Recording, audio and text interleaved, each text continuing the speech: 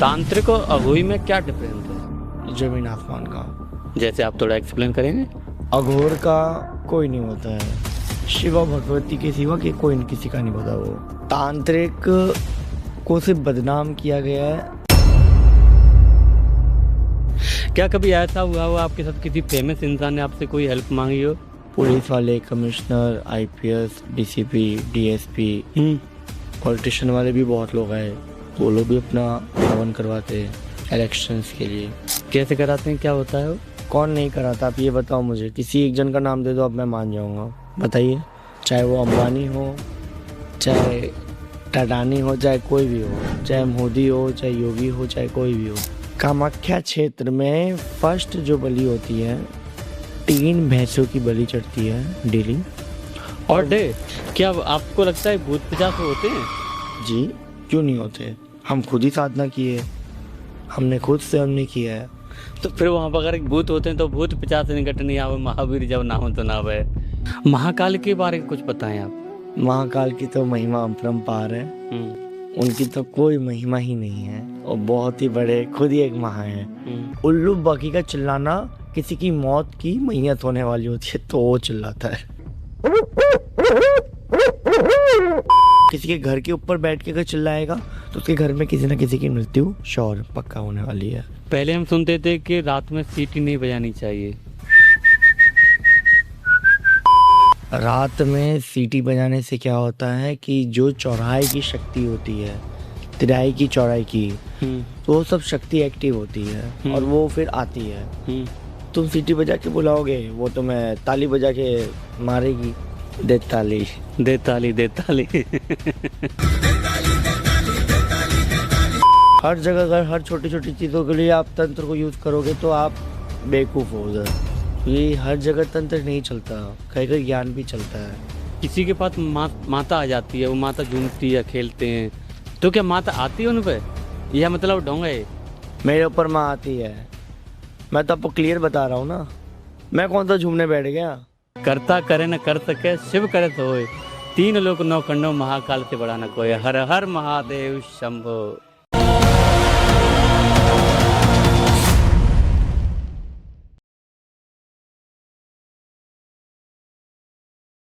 Hello everyone, welcome to fantastic talks. आज इस podcast में बहुत ही स्पेशल गेस्ट अघोरी गुरु अनुभव स्वामी महाराज जी। तो आज इस पॉडकास्ट में हम बात करेंगे तांत्रिक विद्याओं के ऊपर। कामाख्या में जो तांत्रिक होती है वो कैसे होती है।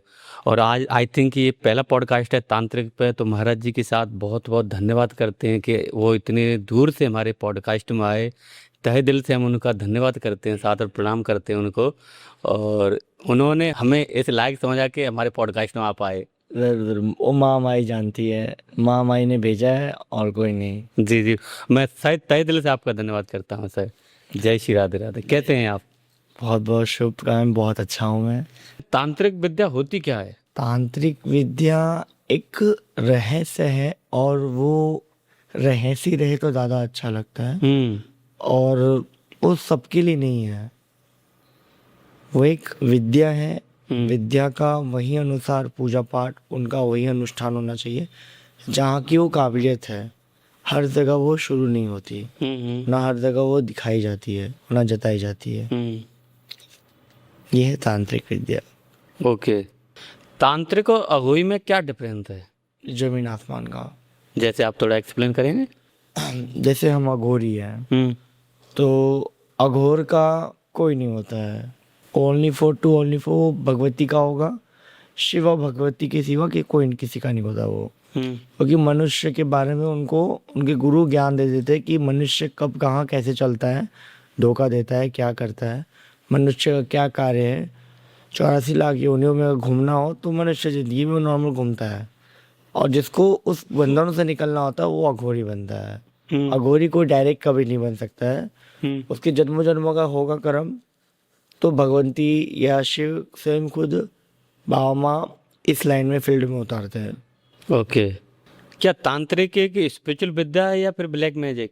तांत्रिक को सिर्फ बदनाम किया गया है कि ब्लैक मैजिक होता है। बाकी का स्पिरिचुअल पावर के साथ ही कनेक्ट रहता है, बट ये है कि उसको नाम से बदनाम किया और कुछ नहीं। ब्लैक मैजिक होता है बट वो ऐसा है कि उसकी विद्या अलग है, इसकी विद्या अलग है। तंत्र की व्यवस्था इसके लिए बनी गई है क्योंकि किसी का भला करने के लिए, डोंट बुरा करने के लिए। Is allowed not God. भगवान भी इस चीज़ को एक्सेप्ट नहीं करते कि किसी का गलत करने के लिए तुम आगे बढ़ो। अच्छा करने के लिए एक्सेप्ट करते हो। तो मतलब जो हम सोशल मीडिया पे देखते हैं कि आप मतलब इसको तांत्रिक इतना ब्लैक मैजिक, ये सब काला जादू, ड्रावनी दुनिया, ये सब होता है महाराज जी कि नहीं होता महाराज? ये सब होता है, पर यही है कि जो जैसा करेगा वो ऐसा भरेगा। वो भी अगर साधक रूप में अगर कोई ऐसा कर रहा है तो उसको निश्चित उसको दंड तो पक्का मिलना है। और इसी इधर ही मिल के जाएगा, ऊपर तो मिलना ही मिलना, यहाँ तो और मिलेगा। क्या हर कोई तंत्र विद्या सीख सकता है? जी नहीं, इसके लिए कोई नियम है महाराज जी? ऑब्वियसली इसका नियम है। इसका पहला तो गाइडेंस रहता है गुरु। पहले गुरु दीक्षा लीजिए आप, उसके बाद ही आप इस लाइन में आप फील्ड आगे बढ़िए। ओके, मतलब कुछ पढ़ा हुए हैं कि जो कि आपको ये हाँ। धीरे धीरे फॉलो करने होते हैं। जी जी, क्योंकि पहले जब तक आप गुरु आचरण में नहीं रहेंगे तब तक आप आगे नहीं बढ़ सकते। उसके बाद ही आप आगे बढ़ पाओगे। क्या किसी के ऊपर तंत्र विद्या किया जा सकता है? जी, वो कैसे, थोड़ा सा एक्सप्लेन करें आप? उसकी क्रिया रहते हैं, सत्कर्म और सत्तम रहते हैं कि भाई कैसे क्या करना है सामने वाले के ऊपर। जैसे कि अगर हम अपनी बात करें तो अगर आपके साथ कोई गलत कर रहा है तो हम उसके लिए गलत करने के तैयार रहेंगे तो वो गलत नहीं कहलाएगा। पर फालतू का किसी को गलत करना, जादू टोना टोटका चाहे ब्लैक मैजिक करना, तो वो सब चीज़ बहुत गलत है। वो सब नहीं करना चाहिए। अच्छा, जैसे महाराज जी मेरे से किसी ने पैसे लिए, उस व्यक्ति मैंने एक क्षण में उसको दे दिए, अब वो व्यक्ति मेरे पैसे नहीं दे रहा है, तो क्या उस वो पैसे मेरे वापस रिटर्न कर सकता है तांत्रिक विद्याओं से, इन सब से? कर तो सकता है, पर कम चांसेस रहता है कि ये भी तंत्र से होता है। तंत्र से सब कुछ होता है, पर हर जगह अगर हर छोटी छोटी चीज़ों के लिए आप तंत्र को यूज़ करोगे तो आप बेवकूफ़ हो उधर। ये हर जगह तंत्र नहीं चलता, कहीं कहीं ज्ञान भी चलता है। तंत्र को ऐसा लगता है कि खाना बना के रखा है कि दाल चावल बनाओ खाओ वैसा, पर ये गलत है। तंत्र को इतना भी लाइटली नहीं लेना होता है। तंत्र is the most powerful of the तंत्र। स्पिरिचुअल से लेके मिलता है, वो देवी देवता से वो टच में रहता है। हम उनके साथ अगर छेड़खानी ज़्यादा करेंगे तो ऑब्वियसली बात वो गलत होगा फिर। क्या ब्लैक मैजिक सच में होता है या फिर लोगों को डरा रहा है? ब्लैक मैजिक होता है, बट उसका अलग विधि विधान है, तरीका अलग है। बाकी का आज के टाइम में भी होता है। सबसे खतरनाक कौन सा तंत्र माना जाता है? मुठ मारना। अच्छा। वो एक, जैसे कि एक पूरा वो रहता है, बाउल टाइप में रहता है मटका, उसके अंदर विद्या किया जाता है। और आज के टाइम तो बहुत कम हो गया है, लेकिन गांव साइड में बहुत ज़्यादा किया जाता है। वो मटका उड़ के उसके घर पे जाता है और फट जाता है। और वो इंसान के नाम का होता है। इंसान के घर पे जाके 3 बार ठकठकाएगा, नीचे रहेगा मटका, और दरवाज़ा जिसने भी खोला वो भी मारा जाएगा, और साथ साथ में जिस आदमी के नाम से करवाया वो भी मारा जाता है। तो मतलब उस व्यक्ति को बस में किया जा सकता है क्या? मार दिया जाता है। अच्छा, मार दिया जाता है। उसको बोलते हैं मुठ मारना। महाराज आपके साथ में कभी ऐसा हुआ, कोई डरावना सीन बना हो, वो आप थोड़ा शेयर करेंगे? डरावना सीन ऐसा तो आज तक कभी नहीं हुआ है, बट एक बार हुआ था जब मैं शमशान साधना किया था मैंने। बोले तो डेड बॉडी साधना जब हम लोग में होता है, शव साधना। शव साधना के दौरान उसके बाद मतलब जब मैं सोने गया तो उनने कुछ बात किया, बोला, तो मैंने नहीं माना। तो उनने मुझे उठा के फेंक दिया नीचे बेड से। ये मुझे थोड़ा डरावना लगा था। अच्छा। हाँ, उठा के सीधे नीचे फेंक दिया था। हाथ पैर पूरा एकदम टेढ़ा कर देना, हाथ पूरा मोड़ देना। हाँ। तो ये सब बहुत गुस्सा वाले रहते, तो इनसे दूर ही रहो तो ज़्यादा अच्छा है। क्या किसी हंटेड जगह पे साधना करना कुछ डेंजर होता है? अघोरियों के लिए तो नहीं होता, बाकी नॉर्मल वे में तो बहुत ही ज़्यादा अलग रहता है। हम लोग के तो कोई इतना इशू नहीं है। समझदार को इशारा काफ़ी रहता है। वहाँ उस लायक उसको लगता है तो गुरु से वो पूछे कि हाँ हम उस लायक है, वहाँ बैठने लायक है, समर्थ, गुरु बोलता है तो बैठता है, नहीं बोलता है तो नहीं बैठना। शमशान साधना क्या है? शमशान साधना सिर्फ एक ही है, शिव तत्व में मिलना। शमशान एक सबसे पवित्र जगह और स्थान है जहाँ पे सभी मनुष्य की पंच तत्व शरीर और सातों चक्र वहाँ मिलते हैं। तो उससे बड़ा शुद्ध और सबसे पवित्र जगह तो कहीं नहीं है। शमशान से क्या कभी ऐसा हुआ हो आपके साथ किसी फेमस इंसान ने आपसे कोई हेल्प मांगी हो? अच्छे ने मांगा मुझसे हेल्प। वो क्या है, वो बता सकते हैं आप थोड़ा सा? पुलिस वाले, कमिश्नर, आईपीएस, डीसीपी, डीएसपी, बहुत ऐसे लोग हैं। पॉलिटिशियन वाले भी बहुत लोग हैं, वो लोग भी अपना हवन करवाते हैं, पूजा पाठ इलेक्शंस के लिए। अच्छा। उन लोग का जो रहता है जितवाना, ऐसे गांव में अपना किसी को पंचायत में खड़ा रहना है तो उसके लिए होता है। सबका अपना अपना विधि विधान है, तरीका है। तंत्र का पॉजिटिव यूज क्या होता है? यही जो मैंने बोला आपको, अच्छा करो और कुछ नहीं। तंत्र मीन सिर्फ अच्छे के लिए, बुरे के लिए नहीं है। अगर तुम बुरा कर रहे हो तो वो तंत्र ही नहीं है फिर। क्योंकि तंत्र में स्वयं शिव ने भी कभी ये नहीं बोला कि अच्छा और बुरे में डिफरेंस पहले ही बोल के रखा है कि अच्छा क्या है और बुरा क्या है। बुरा करने के लिए कभी शिव ने बोला ही नहीं था, इंसान वो कर रहा है। मंत्र और तंत्र में क्या अंतर है? बहुत डिफरेंट है। मंत्र एक नॉर्मल कवचम के लिए रहता है, तंत्र पूरा एक यंत्र तैसा रहता है, जैसे एक बाउंड्री रहता है। हनुमान जी और भैरव बाबा में क्या दोनों कोई एक दूसरे कनेक्ट हैं? क्या तंत्र वे में? जी जी सर। भैरव बाबा तो स्वयं तंत्र में आते हैं। और हनुमान जी की बात कीजिए तो हनुमान जी में पंचमुखी हनुमान जी आते हैं। वीर हनुमान जी, महा हनुमान जी जो होते हैं वो आते हैं। तो भैरव बाबा से कैसे साधना की जाती है? भैरव बाबा की साधना कोई भी नॉर्मल वे में कोई इंसान नहीं कर सकता। उसके लिए उसको पहले दीक्षा लेना होता है, क्योंकि वो भैरव है, रुद्र है, अग्नि है, तो वो इम्पॉसिबल है कि उनको कोई संभाल सके। भैरव बाबा पर हम सुनते हैं कि जो प्रसाद मतलब जो चढ़ता है वो दारू चढ़ती है। जी। तो क्या भैरव बाबा उसका भोग लगाते हैं? हाँ, ऑब्वियसली बात है, क्यों नहीं लगाएंगे। नशा उनको इसके लिए दिया जाता है क्योंकि हमारे जितने भी नकारात्मक है वो नशे में वो ग्रहण कर लेते हैं, उनके अंदर ये सामर्थ्य है। पर मनुष्य ये करता है कि उनने पिया हम भी पिएंगे, हमारा तो प्रसाद है। गलत है ये चीज़, कि उनमें और तुम में जमीन आसमान का फर्क है।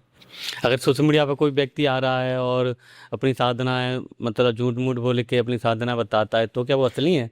ऑब्वियसली बात तो गलत ही है ना, तो हाँ। क्योंकि आप सोशल मीडिया से जुड़ के आप यहाँ पे आके वापस छेप रहे हो तो ये तो पूरी तरीके से गलत है। ये चीज़ नहीं करना चाहिए। ओके। क्या पॉलिटिशियन या सेलिब्रिटी तंत्र विद्या कराते हैं? जी। कैसे कराते हैं, क्या होता है वो? कौन नहीं कराता, आप ये बताओ मुझे। किसी एक जन का नाम दे दो, अब मैं मान जाऊँगा। बताइए, चाहे वो अंबानी हो, चाहे टाटानी हो, चाहे कोई भी हो, चाहे मोदी हो, चाहे योगी हो, चाहे कोई भी हो। तो उससे कैसे मतलब क्या किसी पे विजय पाना? कामाख्या क्षेत्र में फर्स्ट जो बलि होती है, 3 भैंसों की बलि चढ़ती है डेली। और डे? हाँ, वो तो बहुत छोटा बोला मैंने, 3 भैंसा एक मैंने रूल दिया आपको, उससे ज़्यादा ही होता है। 5, 4, 6 ऐसा ही होता है। शनिवार रहा तो 7, अमावस्या रहा तो 10, 12, 15, 20, पूर्णिमा रहा तो भी ऐसा ही रहेगा। कोई त्यौहार रहा तो ज़्यादा बनता है। नॉर्मल लोकल डे में कामाख्या क्षेत्र में मंदिर के अंदर 3, 4, 5 होता है। बाकी हर एक मंदिर में, काली मंदिर में, वहाँ पे भैंसे की बलि होती है। और भुवनेश्वरी में वहाँ पे भैंसे की बलि होती है, बस, और कहीं नहीं होती है। बाकी हर जगह पे बकरे की होती है। और बंगलामुखी मंदिर में होती है भैंसे की बलि। तो उससे क्या वो माँ प्रसन्न होती हैं? वाम मर की पूजा में तो की होती है। नहीं, माँ तो सबकी पालनहार है। माँ माँ है, हाँ पर वो पशु की भी माँ है। हाँ। हर एक वस्तु की माँ है वो, पेड़ पौधा जीव जंतु सबके लिए वो माँ है। पर पूजा और प्रकृति से हम ज़्यादा बड़े हैं नहीं। प्रकृति उनने बनाया है, हम उसके संचार में चलते तो ज़्यादा अच्छा है। यही बात है मेन। कि वो प्रकृति है, अब प्रकृति के साथ हम नहीं खेल सकते हैं। कि अगर किसी को कहीं सरकार बनानी हो तो उसके लिए तंत्र विद्या करनी होती है या कोई पूजा? हाँ, वरना नहीं चल पाएगा इंसान। मेरे पास ऐसे ऐसे केसेस है, जैसे कि कोई अगर 10 गांव का मेन मुख है, मेन मालिक या सरपंच जो बोलिया, वो बगैर तंत्र के आगे उतरा, मगर बगैर गाइडेंस के, वो बंदा पागल हो गया आज। अच्छा, उसके ऊपर मारण क्रिया करवाया। ये मारन टंडन क्या होता है महाराज जी? मारण मतलब, जैसे मैंने फर्स्ट टाइम बोला आपको कि मुठ मारना, और सेम पिच सेकंड वही रहता है कि मारन। मुठ में और मारन में सिर्फ डिफरेंस इतना ही है कि वो मटका वाला रहता है और एक क्रियाक्रम में रहता है, और कुछ नहीं। दोनों ही हार्डली रहता है, पर रिसेंटली जवाब देने वाला मुठ मारना होता है। तुरंत मतलब तत्काल। अच्छा महाराज जी, किसी को कोई लड़का है, उसकी गर्लफ्रेंड रूठ गई है वो या भाग गई है, वो उससे प्रेम करता है, वो चाहता है कि इसमें मैं वशीकरण कर लूं तो मेरे पास आ जाए, क्या ऐसा हो सकता है? पहली बात तो अगर वो अपना होगा तो जाएगा नहीं। इतना भी कुछ हो जाए, लड़ ले झगड़ ले, कोई भी हो, नहीं जाएगा। रिलेशनशिप हो, कितना भी कुछ भी हो जाए, नहीं जाता है। और अगर वो अपना नहीं है तो चला ही जाएगा। काम के साथ अगर यूज कर रहे हो तो जाना ही जाना है। और ऊपर वाले ने तुम्हें भेजा है तो कुछ सोच के भेजा है, तुम्हारी पूरी जिंदगी लिख के भेजी है। तो हम सोचते हैं नॉर्मल इंसान, नॉर्मल वे में, कि अब क्या होगा, अब क्या होगा। तुम कर्म करते चलो, बाकी का तो फल का तुम चिंता मत करो। ऊपर वाला पहले से ही देने के लिए बैठा है, लेने के लिए कुछ बैठता ही नहीं है वो। उसका काम है देना, लेना नहीं। वो दुनिया को देता है। और जो हमारी जगत जननी माँ आदिशक्ति पराशक्ति माता कामाख्या है, वो तो स्वयं खुद देने वाली है। त्रिदेव को भी देती है, सबको देती है, 52 वीर को देती है, 52 भैरव को देती है, सभी देवी देवता सभी को वो शक्ति देती है। मनुष्य से लेके गंधर्व से लेके किन्नर से लेके सबको वो समाज शक्ति प्रधान सब वो देती है। पद धन सब वो देने वाली। इंसान सोचता है कि हम कर रहे हैं, हम कुछ नहीं कर रहे होते। थोड़ा सा माँ कामाख्या के बारे में बताइए आप। वहाँ का जो मंदिर है, वहाँ की क्या शक्ति है, वहाँ का क्या ऑरा है, लोग वहाँ क्यों जाते हैं, क्या मांगते हैं, अगर कोई वहाँ जाता है तो कैसी मतलब कितने दिनों में उसकी मनोकामना पूर्ण होती है, वो थोड़ा आप डिटेल में बताएं। जैसे कि आपने बोला कामाख्या क्षेत्र के बारे में, तो कामाख्या क्षेत्र में सिर्फ एक ही चीज़ नियम रहता है, आप आइए और माँ का दर्शन कीजिए। वहाँ पे अंदर जब गृह गुफा में आप जाएंगे तो वहाँ का जल रहता है, वो जल आप 3 बार उठा के पी लीजिए। बस सबसे बड़ा पूर्णता काम को करना है तो वही करो आप, सबसे अच्छा रहेगा वो। सरल उपाय और सबसे अच्छा उपाय है वो। तो क्या वो जल हर किसी को मिलता है वहाँ? जी अब मैंने सुना है कि माँ को हर मंत्र क्या कहते हैं, माँ से धर्म ही होता है। नहीं, वो ऐसा नहीं कि वो एक नॉर्मल नारी है, हाँ, वो देवी है। अनाड़ी बोलते हैं ना, एक शक्ति की भी शक्ति है वो। उनको सिर्फ साल में एक बार होता है, महीनों महीनों में नहीं होता। अच्छा, महीने नहीं होता, मतलब ये तो ये क्या हमने सुना है भ्रम है ये? जी, बहुत सारी बातें हैं जो भ्रम है। हाँ, वो आप थोड़ा सा क्लियर करें इस पॉडकास्टिंग माध्यम से। इसके तो मैं आपको क्लियर करने आया हूँ जी। ये जो महीना महीना वाला आप बोले थे, ये भी गलत है। साल में एक बार होता है, जो भी आने वाला है 22 to 26 जून। उस दिन क्या है? अम्बुबाची मेला, माँ को पीरियड शुरू हो जाता है। ओके, तो कितने दिन तक रहता है? 26 तक मतलब 7 दिन रहेगा? रहता 4 दिन के लिए, लेकिन 7 दिन तक मंदिर का इधर उधर साफ सुथरा करते करते करते 26 तक बंद रहता है मंदिर। ओके, तो और क्या वहाँ का भ्रम है जो आपने देखा हो और जो लोगों को पता ही नहीं है? पहला तो वहाँ के तांत्रिक के पॉइंट में बोला जाए तो थोड़े कैजुअल है वहाँ के लोग। नज़र लगाना, किसी के पास नकारात्मक शक्ति है तो अपना विद्या चालू करके सामने वाले के ऊपर गलत करना, ये वहाँ हो जाता है? हाँ, ये बहुत गलत है वहाँ का चीज़। ये नहीं कि हम अपनी साधना करें, हम आगे तरक्की करें, अपना बढ़े, हम उसको क्यों बढ़ने दें, हम उसको गिराएंगे पहले। किसी को बढ़ने देना ही नहीं चाहते। नहीं, तो वो व्यक्ति वहाँ गया तो पर्टिकुलर किसी इंसान ने किया उसके ऊपर, या वहाँ से बैठ मैं के? साधक की बात कर रहा हूँ। अच्छा, साधक की बात कर रहे हैं आप। नॉर्मल वे इंसान पे नहीं बोल रहा। नॉर्मल इंसान की अगर वे में किया जाए तो वहाँ पे ऐसा कुछ मैं नॉर्मल इंसान को यही गाइडेंस दूंगा कि थोड़ा सोच समझ के आप जाइए और अच्छे से आप वहाँ पेश आइए और माँ का सिर्फ आप दर्शन कीजिए। आपको ऐसा लगता है कि हाँ मैं इनसे कुछ बात करने जैसा है, तो आप जाके बात कीजिएगा। कोई आपसे कोई फोर्स करता नहीं है वहाँ पे मंदिर में कि आप आइए बात कीजिए हमसे। और जो कहते हैं ना, जो गरजता है वो कभी बरसता नहीं, जो बरसता है वो कभी गरजता नहीं। तो जो आपको दिखावा दिखे तो समझ जाना कि वो है नहीं, और जो नॉर्मल रहता है वो उसकी शक्ति ज़्यादा रहती है, पर बताता नहीं और ना जताता नहीं। फ़र्क इतना ही है।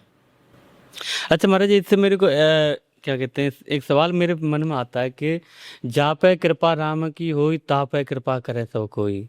सही बात है। अगर जिस पर राम जी की कृपा है तो उस पर कोई विद्या काम कर ही नहीं सकती, या कर सकती है? जो भगवान के भरोसे बैठा हुआ है।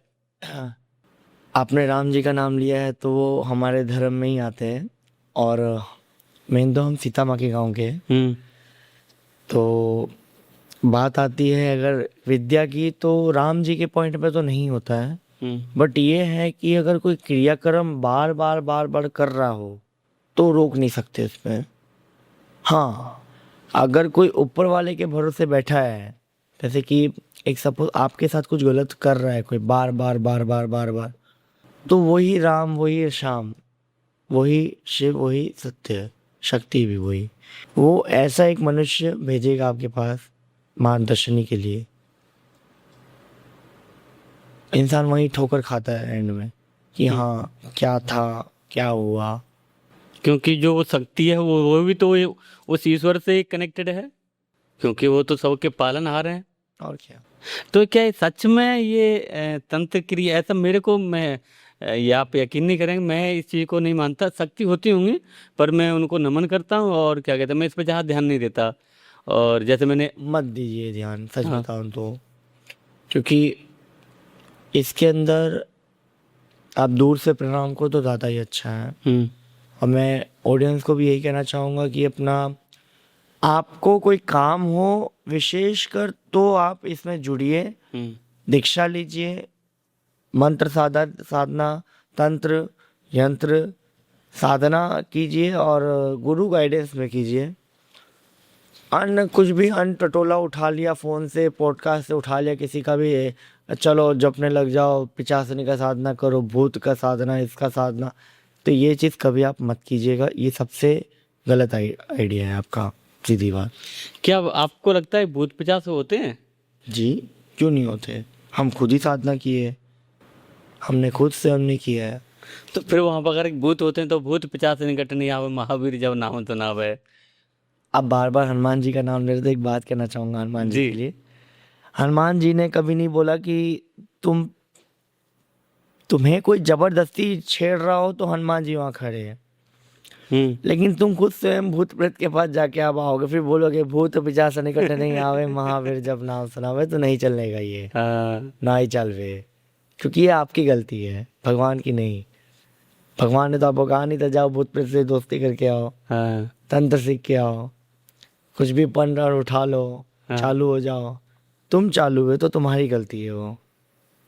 अगर किसी को, मैंने सुना है बहुत सारे पॉडकास्टों में सुना है कि जो तंत्र विद्या करते हैं, बहुत सारे पॉडकास्टर और जो अघोई या जो कुछ होते हैं तंत्र विद्या करते हैं, वो कहते हैं कि धन प्राप्ति के लिए भी कोई ऐसा तंत्र किया जा सकता है। ऐसा कुछ होता है महाराज जी? है, पर वो अघोर पंथ के तो अनुसार चलता है वो, और वो पंथ से चलते आ रहा है, आज से नहीं है, पंथ से चलते आता है वो। पर उसके क्रियाक्रम रहते, सत्कर्म रहते उसके, उस अनुसार चलता है। जैसे कि अगर आपको आवश्यकता अगर धन की है, तो आप तो, अगर आपके गुरु है तो आप पहले गुरु को बोलिए कि हमें भाई ये चीज़ की तकलीफ है, क्योंकि गुरु ही हरता सब कुछ है। करता धरता सब हरता, गुरु हरता। गुरु से बढ़कर ना कोई था, ना है, ना रहेगा। पर यही है कि एक बार पैर पकड़ो, चाहे हाथ पकड़ो, तो सदा सदा के लिए पकड़ के रखो। चाहे वो अच्छा एक बार बना लिया हो, चाहे बुरा हो, उन्हीं को लेके चलो फिर। महाराज जी, आपके साथ कभी ऐसा हुआ कि एक नॉर्मल इंसान आया हो, आम इंसान आया हो, और वो किसी परेशानी में हो, और वो सहायता आपके लेना चाह रहा हो, तो आप क्या कर सकते हैं उसके लिए? पहली बात तो अगर कोई भी नॉर्मल इंसान नॉर्मल वे में आए तो उसको तो हमारी तरफ से बहुत बहुत स्वागत है। जय श्री महाकाल, नमो नारायण, हर हर महादेव। पर उसकी क्या समस्या है हम उसको पहले समझेंगे, बूझेंगे, फिर हम उसको आगे बढ़ाएंगे। चाहे बड़े से बड़ा तंत्र ही क्यों ना हो, हम पूरा अपनी तरफ से बलिदान देंगे कि हम उसको ठीक करें। और सबसे मेन हमारे गुरु और माँ जो है वो उनको आवश्यकता पूरा शक्ति देते हैं और संपूर्णता शक्ति के तौर पे उनको सिद्ध और तैयार करते हैं। और मारन जो कोई भी काटन होता है तो क्रिया काटन करते हैं। महाकाल के बारे में कुछ पता है आप? महाकाल की तो महिमा अपरंपार है। उनकी तो कोई महिमा ही नहीं है और बहुत ही बड़े, खुद ही एक महा है। तो उनके नाम पे तो कितना भी टॉपिक्स उठा लो आप, कम है। वो ऐसे हैं कि अच्छे से अच्छे को, लंगड़े से लूढ़े को, हर एक को वो संभालने वाले हैं। वो वैसे है। हाँ, मैं इस पॉडकास्ट में कह के जा रहा हूँ आपको जी कि 48 डेज या 41 डेज का आप लोग एक संकल्प बना लो कि हम 2.5 महीने के अंदर अंदर 48 डेज के अंदर अंदर हम उज्जैन जाएंगे और महाकाल ज्योतिर्लिंग दर्शन करके हम रिटर्न आएंगे। हम फिर हर 48 डेज तक आएंगे जाएंगे। 48वां डेज हम वहाँ जाएंगे एक बार। हर 2 महीने 2.5 महीना में जाइए और आपकी लाइफ देखिए कहाँ से कहाँ ग्रोथ करती है। चाहे फाइनेंशियली हो, चाहे फिजिकली, चाहे मेंटली, XYZ ऑल। महाकाल में सुनते हैं कि भस्म से भगवान का आरती होती है। अब नहीं होती है, अब बंद करवा दिया है। अच्छा, बंद कर दिए। वो कुछ शिवलिंग पे कुछ शायद वो पड़ रहा था शायद। गवर्नमेंट ने मतलब जो वहाँ के पहले जो आते थे करने के लिए, जिनका नाम था बम नाथ अघोरी, वो तो अब संन्यास ले चुके हैं, हो गया उनका तो देहांत हो गया है।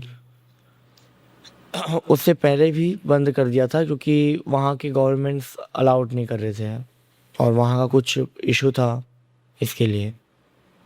तो नॉर्मल जो भस्म आता है वो भस्म से ही वो लोग करते हैं। अच्छा, जो नॉर्मल भस्म है वो उसी से होती है आरती। हाँ, जो बभूति होती है भस्म वही।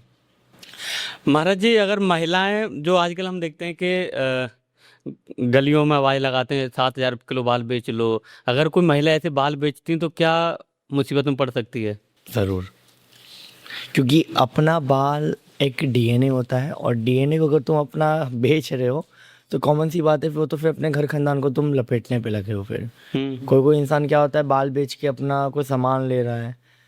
तो बाल बेचना तो पहली बात तुम मना, गलत है ये बहुत ही। क्योंकि इंसान की जब मृत्यु होती है तो बाल साथ में जाता है और जीवित तक अगर आप बाल बेच रहे हो, बाल का वो क्या उपयोग करेगा क्या नहीं करेगा, किसी के ऊपर यूज़ कुछ कर रहा है तो वो सबके भी कर्म आपके ऊपर ही जुड़ते हैं। फिर कर्म के अनुसार देखा जाए तो वो आप ही के ऊपर जुड़ेंगे। अगर रात को कुत्ते रोते हैं तो क्या संकेत होता है? अगर कोई अगल बगल कोई बहुत ज़्यादा धर्मशाला जगह है, चाहे कोई पूजा पाठ की स्थान है, तो अगर कुत्ते रो रहे हैं तो ये बहुत अच्छी बात है। रात्रि के समय जैसे कि मैं हवन करता हूँ तो मैंने हवन के समय कुत्ते और उल्लू दोनों चिल्लाते हैं तो ये शुभ संकेत होता है। अघोर पंथ में उल्लू बाकी का चिल्लाना किसी की मौत की मैयत होने वाली होती है तो वो चिल्लाता है। हकीकत ये है कि अगर उल्लू कहीं चिल्ला रहा है वो किसी के घर के ऊपर बैठ के अगर चिल्लाएगा तो उसके घर में किसी ना किसी की मृत्यु श्योर पक्का होने वाली है। क्योंकि उल्लू उल्टा है, सीधा नहीं है। लक्ष्मी का वाहन है पर वो लक्ष्मी नहीं है, और लक्ष्मी का ही रूप है एक हिसाब से। वो अघोरियों के लिए, तांत्रिकों के लिए वो विशेषकर माना जाता है। रात को आईना क्यों नहीं देखना चाहिए? आईना के अंदर रात्रि के समय क्योंकि 12 से 3 के अंदर नकारात्मक स्मृति और नकारात्मक चीज़ों का प्रभाव ज़्यादा रहता है तो आईने में वो जल्दी अट्रैक्ट होते हैं। और अगर हमारे अगल बगल कोई होता है तो आईने में दिख गया तो आईना हमें दिखा देता है असलियत की क्या है। इसके देखना मना किया जाता है, वर्जित है वो। हो सकता है उसके देखने से उसकी मृत्यु भी हो सकती है क्योंकि डर जाए व्यक्ति। और हाँ 100% है, क्योंकि कोई शक्ति को कोई सह नहीं पाता है ना, या वो शक्ति इसके अंदर आ जाएगी तो फंसा रहेगा हमेशा हमेशा के लिए। रात को सोते समय हमारा शरीर क्यों हिलता है? अगर किसी की शरीर काँप रही है, जैसे कि आपकी शरीर काँपती है, तो उस वह में एक ही चीज़ रहता है कि शरीर काँपना मतलब अपना तो एक पहला कोई ना कोई ऐसा ग्रह खराब होते हैं, पहला, बहुत छोटी बात बोला। बाकी का हकीकत कोई तंत्र करवा रहा होता है, कोई क्रियाक्रम, तभी जाके वो शरीर कांपता है। नकारात्मक चीज़ें अगल बगल भटकती हैं तो कोई किसी की कृपा है आपके ऊपर, देवी देवता की, जिसकी वजह से आप बच जा रहे हो थोड़े मोड़े, वरना नकारात्मक चीज़ घुसने में वक्त नहीं लगाएगी। कभी कभार सोते समय बुरे सपने आते हैं, डरावने सपने आते हैं, भूत प्रेतों के, हम कहीं होते हैं, कोई हमें मार रहा होता है, वो क्या होते हैं?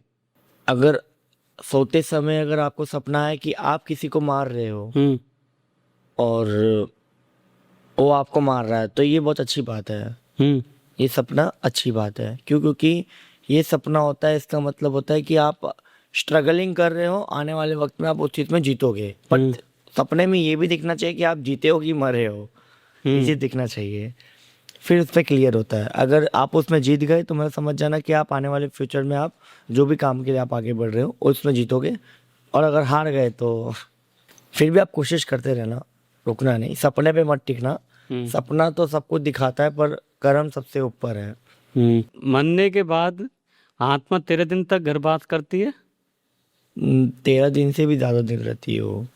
13 दिन के लिए तो एक कहलाती है कि 13 दिन तक वो आत्मा का वो मेन पर्सनली जगह जहाँ सोती है, जो उसके पर्सनली है, उनके पास वो अगल बगल भटकती है। फिर तो उसके बाद जब ऊपर जाता है वो 13वां दिन के बाद, तो उसके कर्म चेक किए जाते हैं। फिर उसको कम से कम 1.5 महीने तक उसको नीचे छोड़ दिया जाता है, पितरों को, कि पहले जाओ तुम देख लो इस संसार में क्या है, तुम्हारा कौन है, क्या है, फिर तुम आके बताना। तो उस टाइम के उसको छूट दिया जाता है खाना पीना के लिए, कि 1.5 महीना भी तुम खाओ पियो, क्योंकि साल भर तक खाना मिलता नहीं है फिर तो। अच्छा। हाँ, नहीं मिलते। हम साधना करते हैं ना भूत प्रेत का, हमें मालूम है। किसी को पानी के लिए भूत प्रेत तरसते हैं, हम तो ऐसे गट गट गट गट पी लेते हैं। वो लोग तरसते एक बूंद के लिए कि गुरुजी हमें पानी एक बूंद पिला दो बस। कोई शराब के लिए तरसता है, कोई पानी के लिए, और कोई खाने के लिए। ऐसे तरीके के भूत प्रेत होते हैं। ओके। क्या रात को समय हमारे बाल काटे हुए नाखून या बाल बाहर फेंकने चाहिए? पहली बात तो रात्रि के समय ये चीज़ तो करना ही नहीं चाहिए, और अगर वो कर रहे हैं तो कृपया करके मत कीजिए ये काम। ये बहुत गलत काम है, क्योंकि रात्रि के समय बाल काटना अपने खुद की दशा को खराब करना और अपने खुद के कर्म को खराब करना। जो शनि नीचे है तो शनि सर पे चढ़ेगा, और वो आपके पूरे लाइफ को झंड बनाने में वक्त नहीं लगाएगा। जिसकी जो पद है वो पद पे ही चले, और जिसका जो वक्त है वो वक्त पे चले तो ज़्यादा अच्छा है। अगर किसी घर में बार बार कांच टूट रहा है तो क्या संकेत है? ये अच्छी बात नहीं है। क्या संकेत हो सकता है महाराज जी? अगर बार बार आपके घर में कांच टूटना, या मंदिर का कोई कांच टूटना, चाहे मंदिर की मूर्ति टूटना, अगर ये सब कुछ हो रहा है तो आपके घर में पक्का नेगेटिविटी अच्छा खासा वाला है, जो उस घर को वो हाथ में लेके नचा रहा है वो। इसका उपाय क्या है फिर? इसका उपाय अगर आपको करना है तो आप एक चीज़ कर सकते हैं कि रात्रि के समय नींबू लेके 4 भाग काट कर माँ आदि शक्ति, जहाँ जगदम्बा, माँ कामेश्वरी, कामरूप कामाख्या और कामेश्वर शिव का नाम लेके काम संपन्न बोल के उसको आप वहाँ पे घर में 4 भाग काट के चारों तरफ रख दे, और उसको सिर्फ सुबह तक देखिएगा, सुबह तक कैसा उसकी हालत है, वहाँ का नींबू की सिचुएशन कहाँ कैसा है, हॉल रूम में रखना, और चारों तरफ लौंग रख देना जहाँ जहाँ नींबू रखा है आपने काट के। अगर कुछ नेगेटिव एनर्जी होगी तो वो पकड़ा जाएगी उसके अंदर, वो दिख जाएगी। अगर ऐसा हुआ तो फिर क्या उपाय किया जा सकता है? उसके लिए तो मैं आपको 2 उपाय दे सकता हूँ। एक तो अगर आप मेरे थ्रू जुड़ सको तो आप जुड़ जाओ, वरना आप महामृत्युंजय का अपने घर में हवन करवाइएगा। नॉर्मल इंसानों के लिए, जनरल वे के लिए, कोई साधक के लिए नहीं है ये जनरल वे के लिए, कि आप महामृत्युंजय का महीने में 2 से 3 हवन करवाइएगा। और ये एक संकल्प ले लीजिएगा कि जब तक हम जीवित हैं तब तक हम करेंगे। कौन सा आपका कुछ करोड़ों रुपए जा रहा है, अगर 500 रुपये अगर आपके हवन में जा ही रहा है तो क्या ही हो जाएगा। घर की शुद्धि भी हो जाती है। घर की शुद्धि होती है, ऑरा टाइट होता है, ऑरा शुद्धि होता है, क्लीन होता है और बहुत अच्छा रहता है वो। पहले हम सुनते थे कि रात में सीटी नहीं बजानी चाहिए, उसका क्या कारण था? रात में सीटी बजाने से क्या होता है कि जो चौराहे की शक्ति होती है, तिराई की चौराहे की, तो वो सब शक्ति एक्टिव होती है और वो फिर आती है। तुम सीटी बजा के बुलाओगे, वो तुम्हें ताली बजा के मारेगी। सहना फिर ताली, दे ताली, दे ताली दे ताली। वो ऐसा ही करती है। इसके सीटी बजाना और बाल काटना, नाखून काटना और ताली बजाना, रात्रि के समय ताली नहीं बजाया जाता है, चुटकी नहीं बजाया जाता है, पैर नहीं थपका जाता है, ये सब चीज़ें नहीं की जाती है। ये सब नेगेटिव एनर्जी की निशानी है। हाँ, अगल बगल वो रहेगी तो आपको करवाएगी। आप अगर उसी चीज़ से बच गए तो अच्छी बात है, वरना लपटे जाओगे। अगर किसी के घर में बार बार बिल्ली का आना क्या संकेत है? अगर किसी के घर में बिल्ली आ रही है तो बिल्ली नेगेटिविटी है, और भी रात्रि के समय आ रही है तो बिल्ली, क्योंकि डायनों के पास होती थी।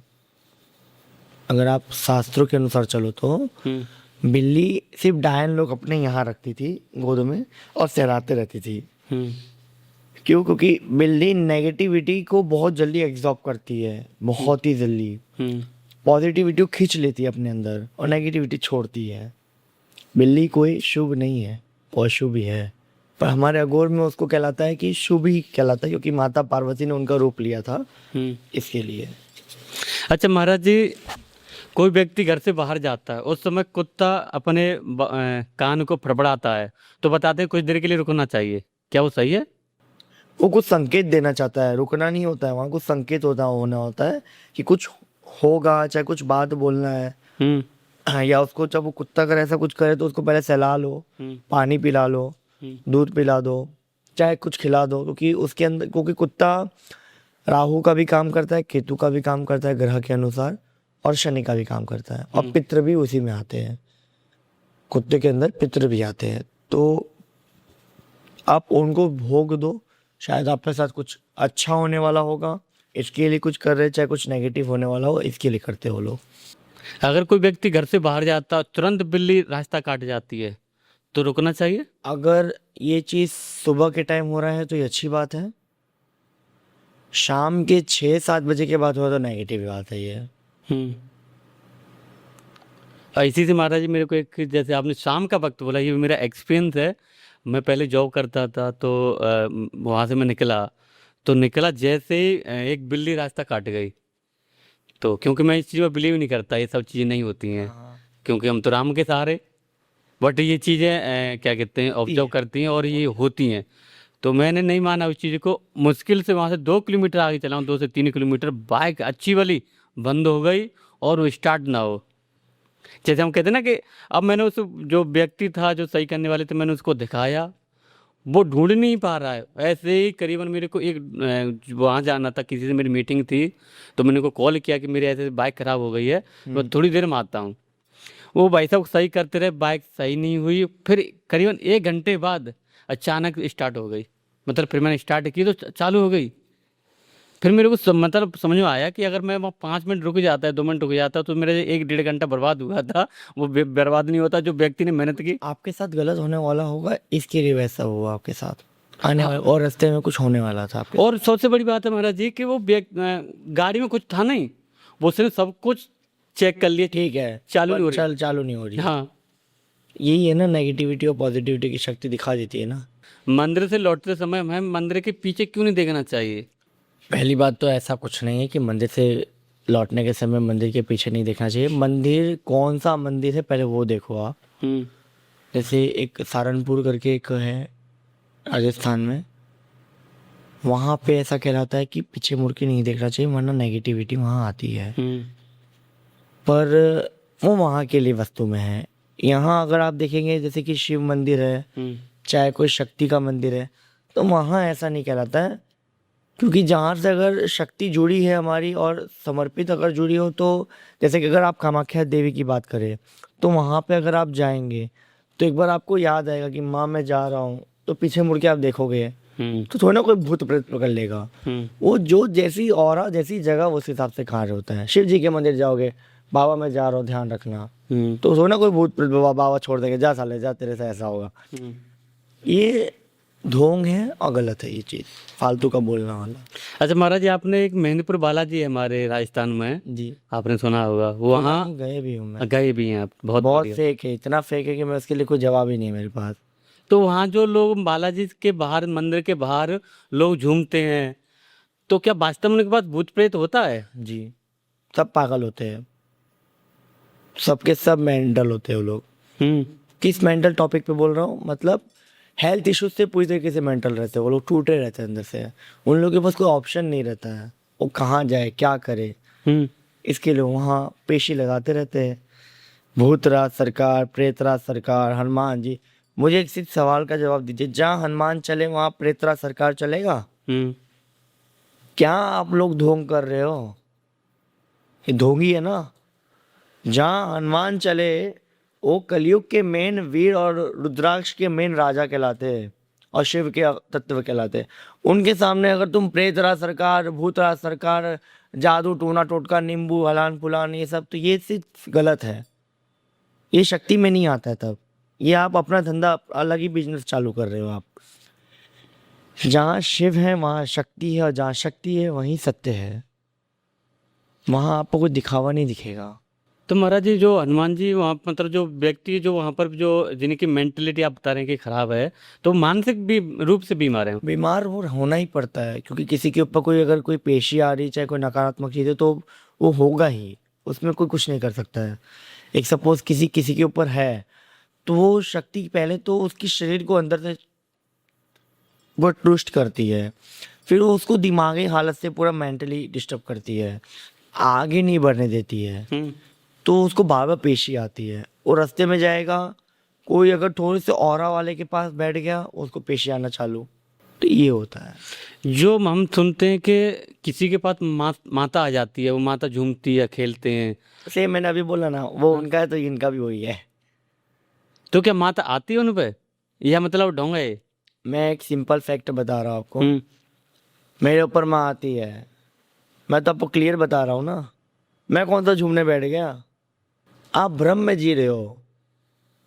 ये जो नाचने वाला जो तरीका है, ये भ्रम में आप जी रहे हो। शक्ति कान में अपने आप बता दी कि आपको खुद लिख के फटाफट ऑन द स्पॉट जवाब दोगे। ये झूमना झामने वाला काम नहीं करोगे आप। हम्म ये झूमने झामने वाला काम होता है, पर्सनली होता है। शरीर को एकदम जब जप जो ज़्यादा कर लेता है और अनुष्ठान की ऑरा जब ज़्यादा ही बड़ा हो जाता है, तो उसकी वजह से क्या होता है कि इंसान की बॉडी कांपने लग जाती है। तो वो बैलेंस करने के लिए गुरु बना है। इसके लिए कहते हैं तंत्र में हो चाहे क्षेत्र में, तो गुरु स्ट्रिक्टली इम्पोर्टेंट। इस गाइडेंस में अगर चलो तो ज़्यादा अच्छा है, कोई इशू नहीं आएगा। और वहीं से अगर तुम कट गए तो तुम हर जगह फंसोगे, हर चीज़ में फंसोगे। यही होता है। हमारे जो इस समय आए पॉडकास्ट को देख रहे हैं लोग, उनको क्या सावधानी बरतनी चाहिए? जो फेक पॉडकास्ट हैं, लोग वहाँ पर जाके साधना सीखते हैं और फिर वो किसी न किसी मुसीबत में पड़ते हैं, उनके लिए आप क्या कहना चाहेंगे? पहली बात तो आप लोग को कभी भी ये चीज़ तो करना नहीं चाहिए बगैर गाइडेंस की, कोई भी साधना। और साधना करना है आपको, दिल है, इच्छा है, भावुकता है, कोई ना आप करिए, पर गाइडेंस में करिए। और पहले ही क्लियर करके रखिए कि हमें इस चीज़ के लिए हम साधना करना चाहते हैं, हम इसमें बसना नहीं चाहते।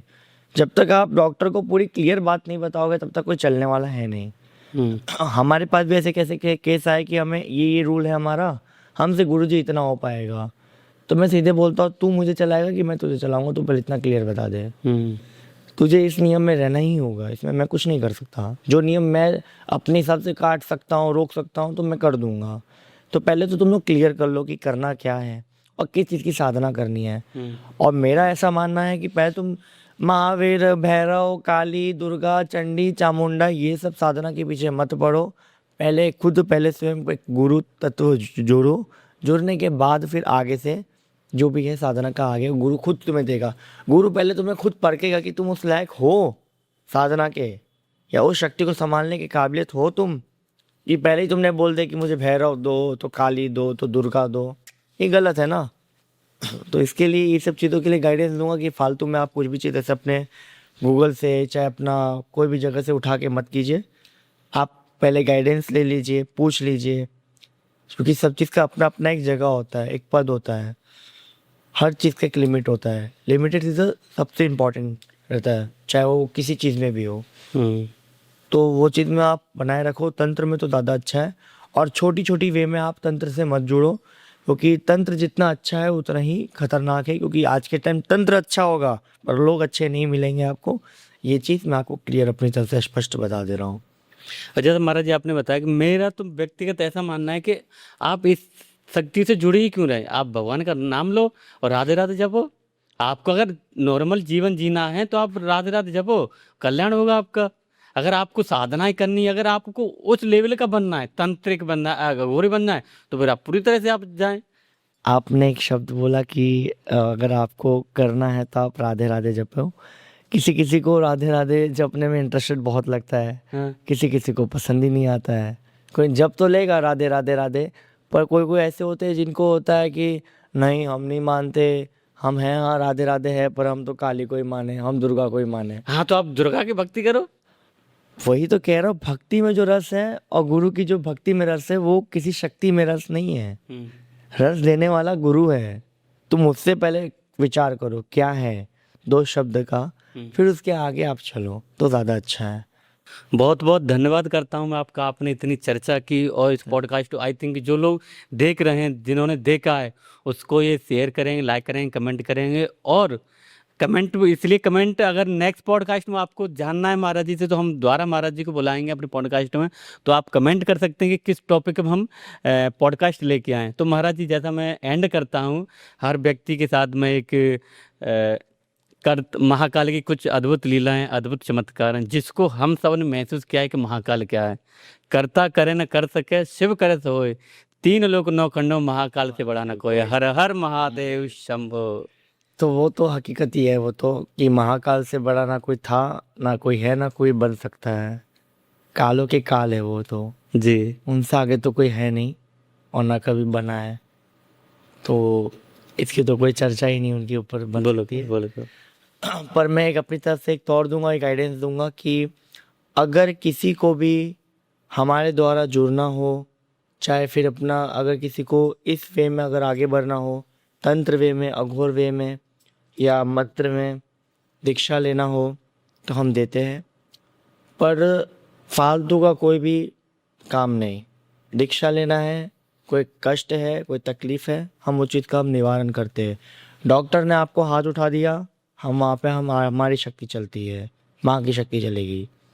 जो कोई नहीं कर सका वो हम करेंगे, और हम करके देते हैं रिजल्ट के साथ। ऐसा नहीं कि हाँ हाँ होगा नहीं होगा, हम करके देते हैं, रिजल्ट के साथ देते हैं। जी जी। तो किसी को भी जुड़ना हो तो कमेंट में नंबर है, आप उस नंबर पे आप डायल कर सकते हैं और कांटेक्ट कर सकते हैं। ये मेरा पर्सनल नंबर है। और किसी को कोई काम हो तो ही फ़ोन करें। बाकी का जय श्री महाकाल, हर हर महादेव, हर हर महादेव, चौथा डोमी, जय माँ कामाख्या। जय माँ कामाख्या। तो महाराज जी ने बहुत कुछ, अगर महाराज जी से आप जुड़ना चाहते हैं, महाराज जी से कुछ सीखना चाहते हैं, इस फील्ड में आना चाहते हैं, तो महाराज जी से आप जुड़ सकते हैं। सारी चीज डिटेल आपको मिल जाएंगी। तो जय श्री महाकाल। जय श्री महाकाल।